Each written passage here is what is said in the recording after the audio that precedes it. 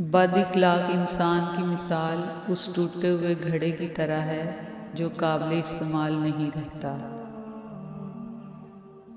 یہ جو سب کہتے ہیں کہ ایک کان سے سنو اور دوسرے سے نکال دو، مگر کوئی ان کو بتائے کہ ان دو کانوں کے درمیان دماغ بھی ہے جہاں کچھ باتیں رہ جاتی ہیں۔ ایسے مال کا کوئی فائدہ نہیں جس میں سخاوت نہ ہو۔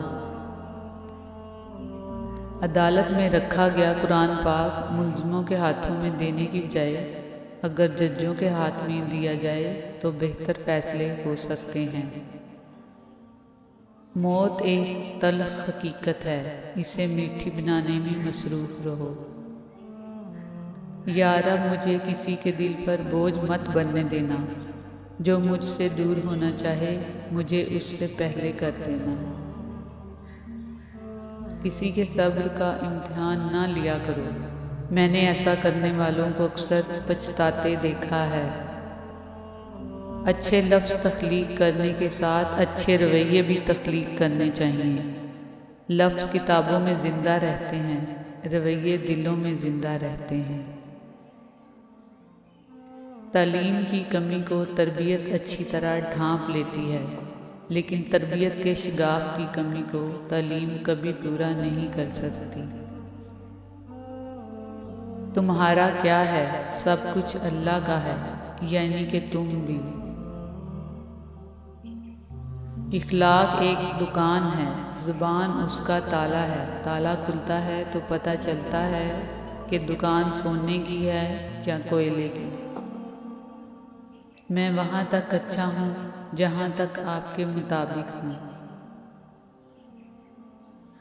چلنے والے دو پیروں میں کتنا فرق ہے، ایک آگے اور ایک پیچھے، مگر نہ تو آگے والے کو غرور اور نہ پیچھے والے کی توہین، کیونکہ انہیں پتہ ہے کہ پل بھر میں یہ بدلنے والے ہیں اور اسی کو زندگی کہتے ہیں۔ اس بات میں کوئی شک نہیں کہ سب مجبور ہیں، فقیر ہیں، لیکن اللہ سے مانگنے کی توفیق کسی کسی کو نصیب ہوتی ہے۔ فضول گفتگو سے دو قسم کے لوگ ہی بچ سکتے ہیں، ایک جس میں علم کی کثرت ہو، دوسرا جس میں ذکر کی کثرت ہو۔